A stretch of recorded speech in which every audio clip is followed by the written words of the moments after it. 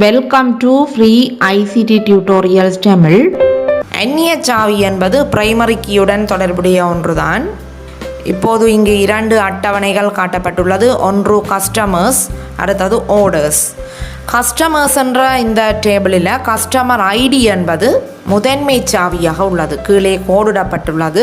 தனித்துவமானதாக காணப்படுகின்றது. ஒரே தரவு மீள்பதிவாக்கம் நடைபெறவில்லை. ஆகவே கஸ்டமர் ஐடி என்பது இங்கு பிரைமரி கீயாக உள்ளது. ஆர்டர்ஸ் என்ற டேபிளில் பார்த்தீங்கன்னு சொன்னால் இங்கு ஆர்டர் ஐடி என்பது முதன்மை சாவி பிரைமரி கீயாக காணப்படுகின்றது. இங்கும் கஸ்டமர் ஐடி என்ற ஒரு புலம் ஃபீல்டு காணப்படுகின்றது. அந்நிய சாவி என்பதற்குரிய ஒரு வரைவிலக்கணத்தை பார்த்தோமானால், ஒரு குறித்த டேபிளில் முதன்மை சாவியாக இருக்கின்ற ஒரு புலம் ஃபீல்டு இன்னொரு அட்டவணையில் அந்நிய சாவியாக கொள்ளப்படுகின்றது.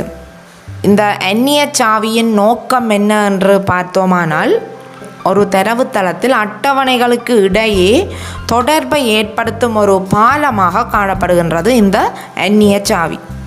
இன்னொரு பயனுள்ள காணொளியில் மீண்டும் உங்களை சந்திக்கின்றேன். நன்றி.